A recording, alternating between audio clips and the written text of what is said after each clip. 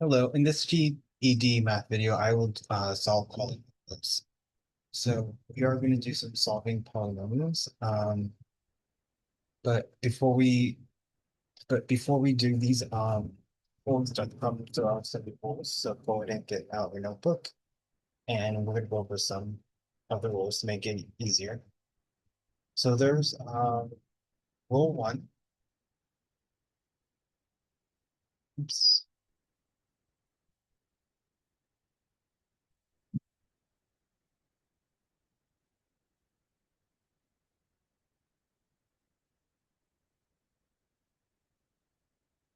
Yeah, so rule one, you're going to do the perfect square rule.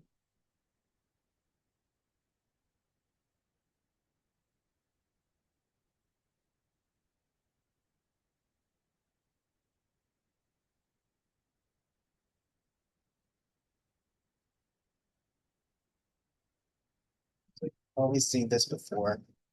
Sorry, my writing tablets.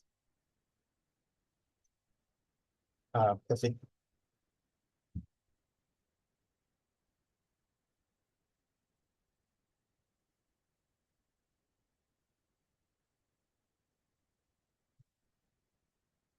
So it's this a square minus b squared. Just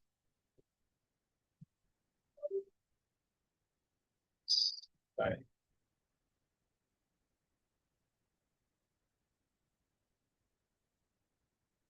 Yes, so it's a squared minus b squared equals a plus b times a minus b. So we'll definitely use this rule. I think we'll do it in this problem. But yeah, this is a factoring rule, something you should know.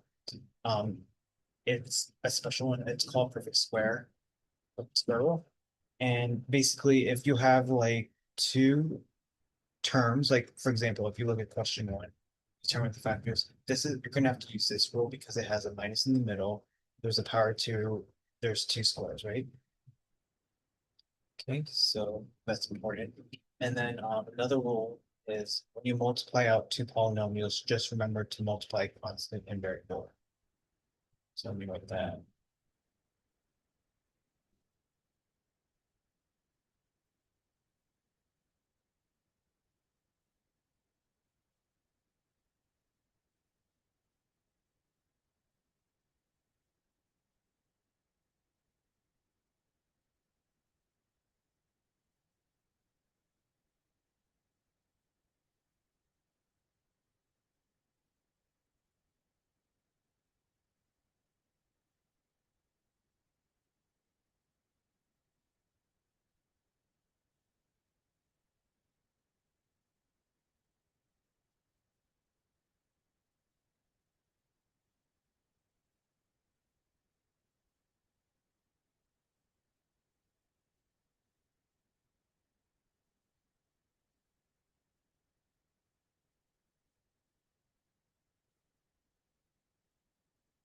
Okay, and then you must know how to factor polynomials with leading coefficient when a is not equal to. So that is also another important keynote.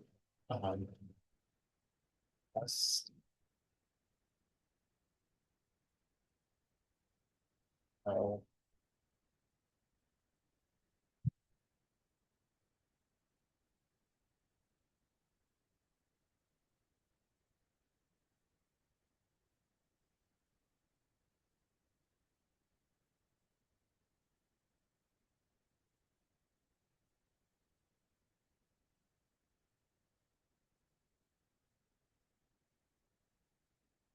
okay.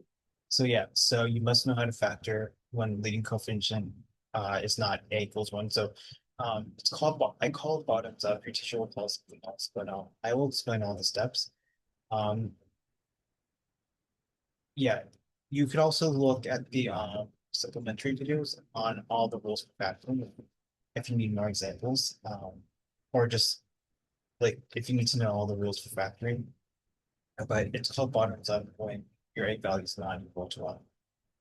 Okay, so go ahead and write these rules down. To pause, but I want to. So let's look at question one. It says determine the factors of 576 b squared minus 676 b squared. So when they say determine the factor, they just mean factor. Okay, so factor is not the same thing as solve. So you're just factoring it out. So it's basically when you write out two parentheses. So they're trying to be very sneaky. Do you see the word and? You could think of this as two parentheses. For example, if you look at question 8, it's really parentheses 24a plus 26b, and then 24a 26b. That's what they're just trying to trick you. They're just trying to make it more difficult. So we got to factor this. We're gonna write, and the factoring rule is we're gonna use perfect square rule, because there is a minus in the middle. There's only two terms, and then there's a power of 2 on both sides. So that's how you know you're going to use a perfect square.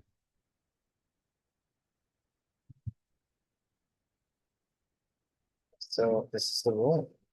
A squared minus b squared equals a plus b c minus b, right? Now you got to ask yourself,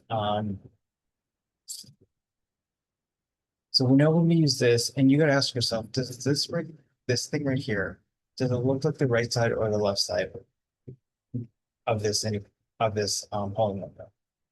It looks like the left side. See how it has a minus in the middle? There's a power of 2, power of 2. Okay, so now you need to start, you know which side. You got to make it look like the right. And you got to figure out your A and your B. So this is where it can be a little bit tricky. So what do I mean by A and my B value? So our A value is related to this term, 576 A squared. So sometimes it's just a letter, and sometimes it's a number, and sometimes it's both. So it's actually going to be both a number and a letter. So let's start with the number 576. Can you think of a number squared or times itself twice gives you 576? Yes, it would be 24, right? Because 24 times 24 right, is 576. Now do the same thing with the letter. Can you think of a letter when squared gives you a squared? Yes, it would be a, just regular a, right? A times a is a squared. Now do b. So b is related to this term 676 b squared. Don't worry about the minus, it's always going to be positive. So it looks like we have a number and a letter. So can you think of a number one squared gives you 676? Yes, 26. And then b, right? Because b squared gives you b squared. Okay, now all we got to do, so we did the hard part. We figured out our A value is 24a, b 24a, and my b is 26b. Now let's make it look like the right. So it's going to be a plus b times a minus b. So a is going to be, you said our a is 24a plus 24a plus my b value is 26b, parentheses, a is 24a minus 26b. Okay, so these are two factors. So as you can see, they're just trying to be tricky. These are technically parentheses, right? So which one is it going to be? 24a, is it, I think it is this one, 24a plus 26b, and 24a, oh, no, we need a minus, so it's not this one. Is it this one, 24a minus 26b? That we have that, and 26, no. Is it C, 24a plus 26b? Yes. 24a minus 26b? Yes. So that is the one.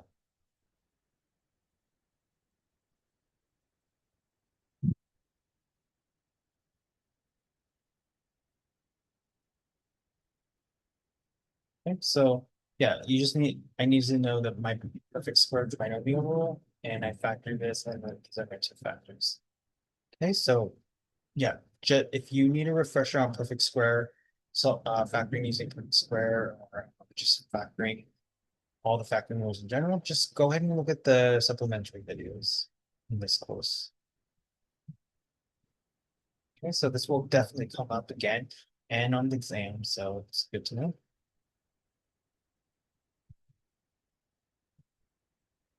Let's do question two. Question two says multiply the following polynomials. So when they say multiply, they literally mean FOIL it. So go ahead and FOIL this out. So what's 2x times 3x? 6x squared. What's 2x times 4? That's 8x. And then negative 3 times 3x is negative 9x. Negative 3 times 4 is negative 12.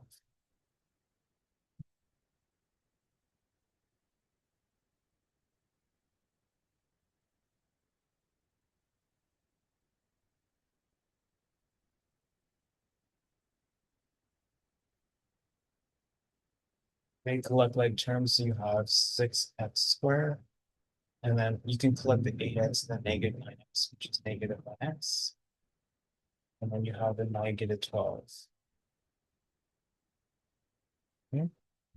So it's 6x squared minus x minus 12.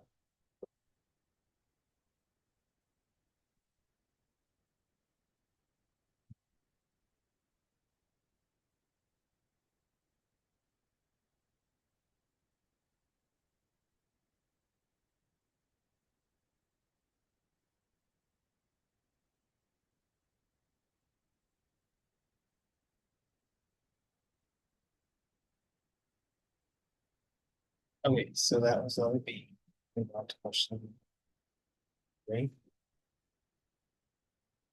Okay, so factor this polynomial. So we have 6x squared minus 19x plus 10.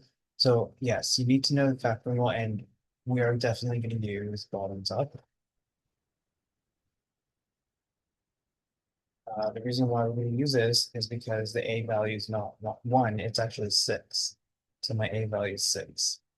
So how do I do this bottoms up factoring? Well, the first step is we're going to rewrite it as if the 6 does not exist. So you're going to rewrite it as x squared minus 19x. And then the last term is no longer going to be 10. It's actually a times c, or 6 times 10, which is 60. Okay.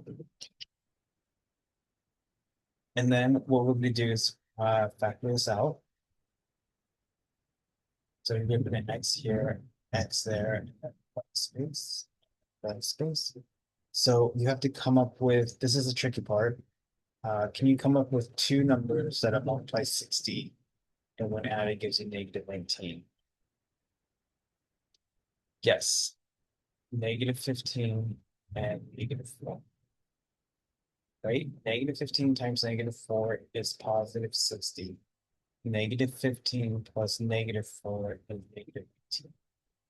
So check, check.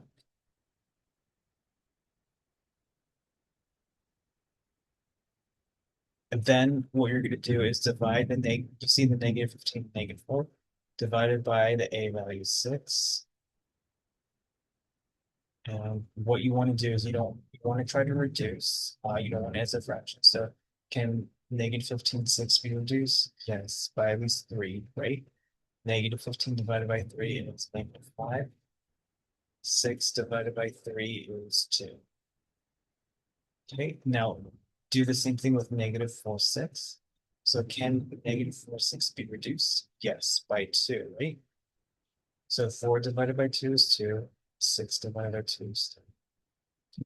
Now, we can't leave this as a fraction, and we can't leave this as a fraction. So this is why they call it bottoms up. So you're over here, you're going to put the 2 in front of the x. Just get 2x, and then leave the numerator alone. And then the same thing here. We can't leave negative 2/3 as a fraction, so you put 3 in front of the x.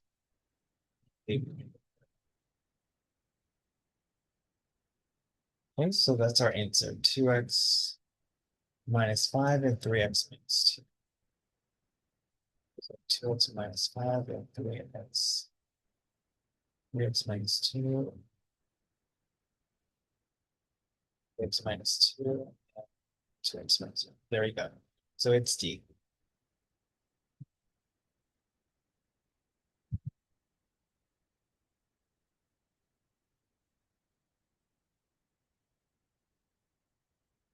Let me check the results real quick.